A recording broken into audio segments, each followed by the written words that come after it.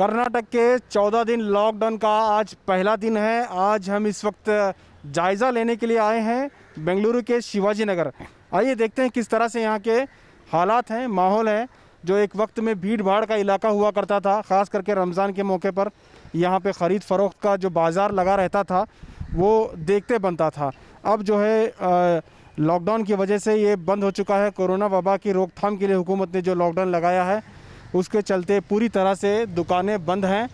दुकानों के बाहर कुछ लोग दिख रहे हैं जो दुकान में कुछ काम करने वाले हैं।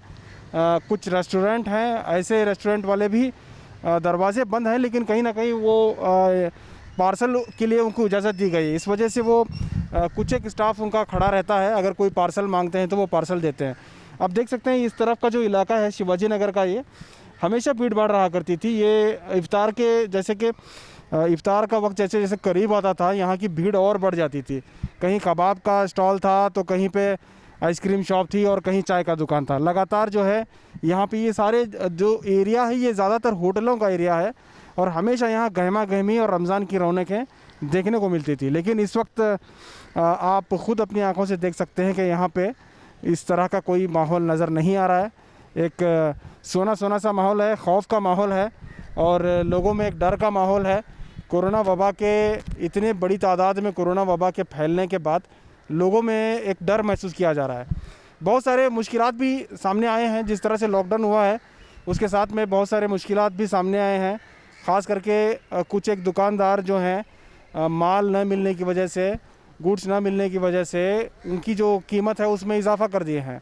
कुछ एक जगह पे तो कीमत जो है डबल ली जा रही है। ऐसे भी शिकायतें सुनने में आ रही हैं।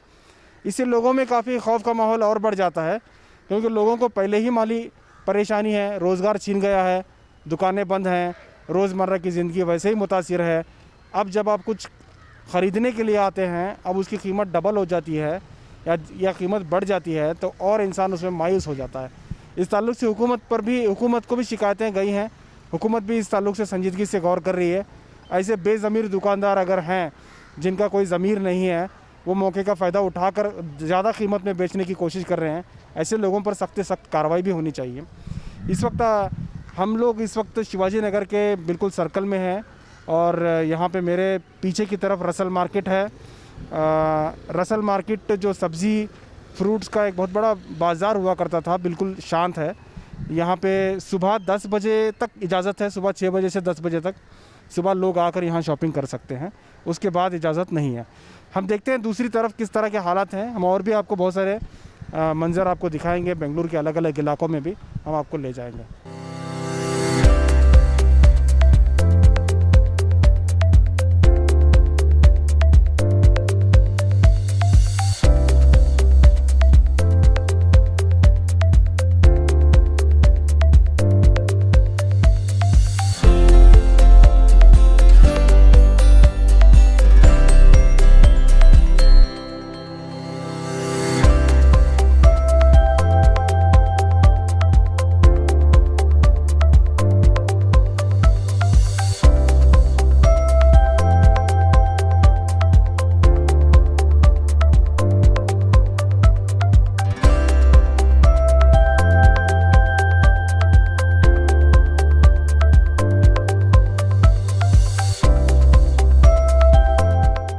दोस्तों, हम इस वक्त शिवाजी नगर के करीब कमर्शियल स्ट्रीट में हैं और इब्राहिम साहब स्ट्रीट में इस वक्त हम घूम रहे हैं।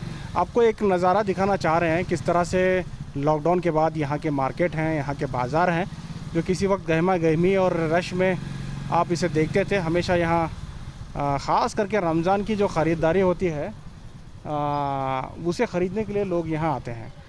लेकिन इस वक्त जो एक लंबा लॉकडाउन सा लगा हुआ है, जिसे जनता कर्फ्यू भी कहा जाता है, इसके बाद जो है यहाँ पूरी तरह से खाली ये मार्केट है।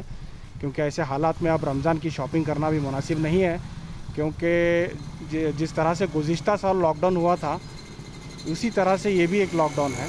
और इस बार के लॉकडाउन में फ़र्क ये है कि थोड़ी सी आज़ादी दी गई है, थोड़ी सी छूट दी गई है, लेकिन हालात गुज़िश्ता बार से ज़्यादा ख़राब है। चाहे वो कोई भी तरह किसी भी तरह का बिज़नेस हो, कोई भी शख्स हो, वो मुतासिर है। चाहे वो कोरोना की वबा से मुतासिर हो, कोरोना वायरस से मुतासिर हो, या फिर कोरोना वायरस से होने वाले नुकसानात से मुतासिर हो। जैसे कि आप देख सकते हैं इतना बड़ा जो बाज़ार है पूरी तरह से बंद है। कितना बड़ा नुकसान हो सकता है किसी भी तिजारत करने वाले एक ताजिर के लिए कि मेन जो है 1 महीने से ज़्यादा अगर उसका कारोबार बंद पड़ जाता है तो वो किस तरह से नुकसान में आ सकता है।